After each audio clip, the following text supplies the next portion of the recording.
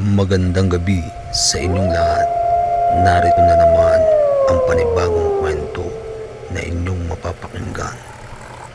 Ang kwentong ito ay pinamagatang Kababalaghan sa UP Diliman.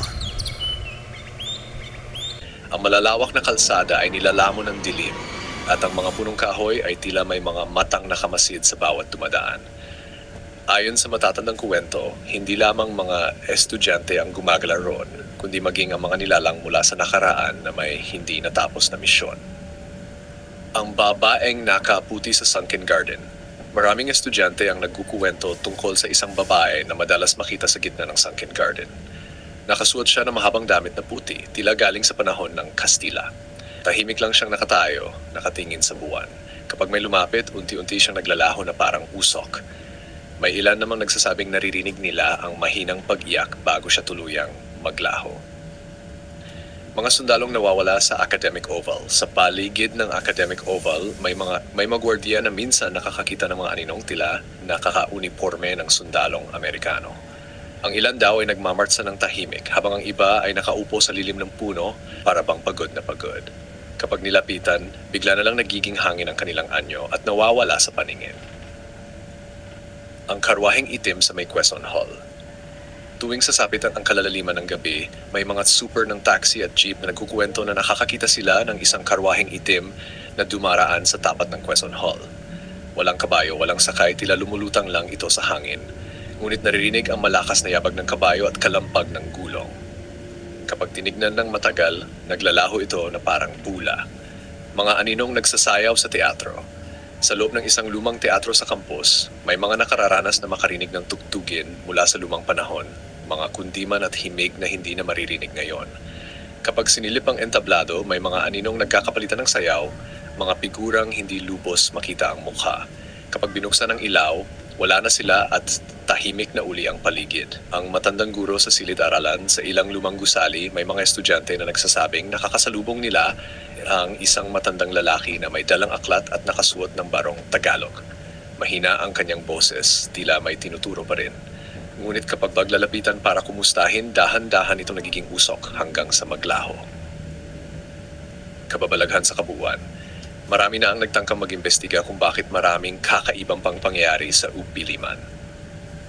Ayon sa iba, dahil ito ay isang lugar na may mahabang kasaysayan mula pa noong panahon ng mga Kastila, Hapon hanggang sa iba't ibang yugto ng bansa.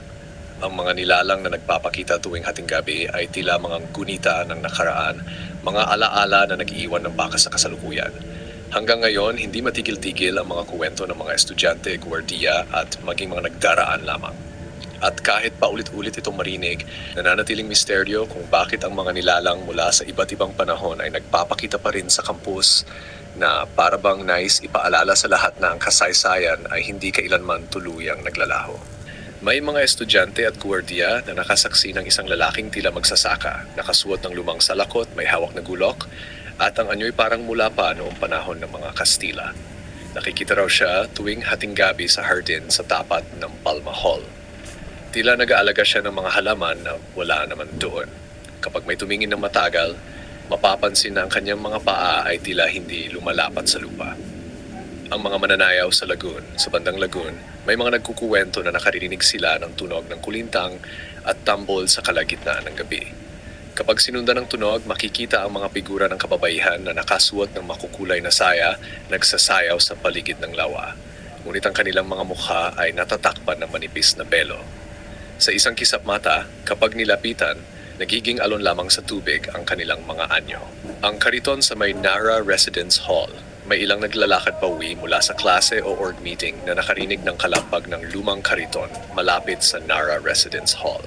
Paglingon nila, may lalaking tila kutsero, may dalang kariton na puno ng kung ano-anong lumang gamit.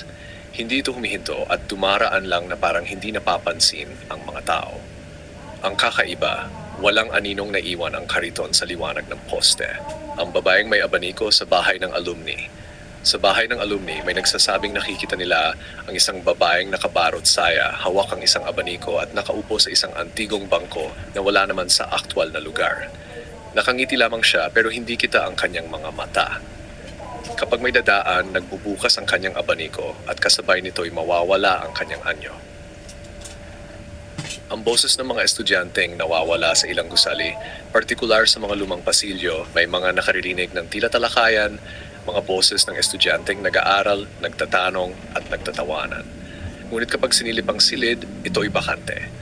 Ang sabi ng ilan, ito raw ang mga tinig ng mga kabataang na natiling nag-aaral kahit lumipas na ang panahon. Kabuang misteryo, habang lumalalim ang gabi sa dilim lalong sumisigla ang mga kwentong kababalahan. Hindi ito basta takot lamang, kundi mga alaala ng nakaraan na patuloy na bumabalik.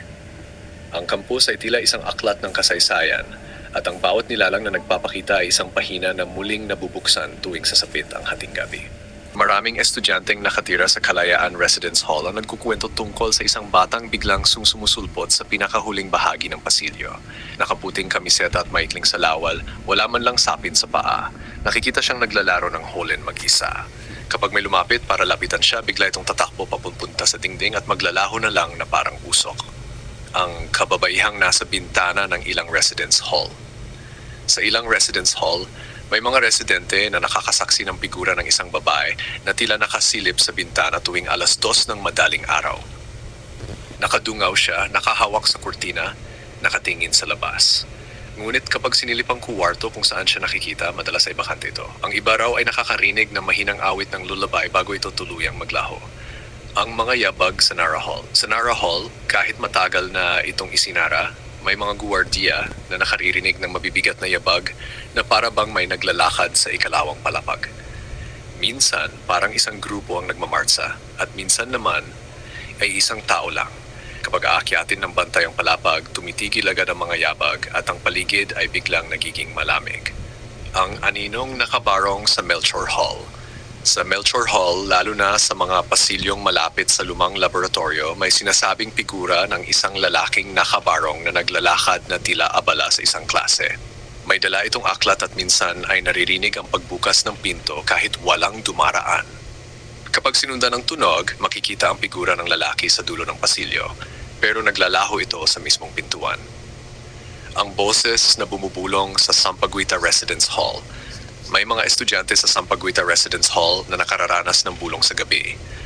Hindi nila mawari kung anong sinasabi, parang mga salitang hindi nila kilala. Ang bulong ay lumalapit kapag sinusubukan nilang balewalain, ngunit biglang tumitigil kapag binuksan ang ilaw. Ang sabi ng matatanda, ito raw ay tinig ng mga taong minsang tumira roon noong unang panahon at may iniwang lihim. Kabuuang misteryo.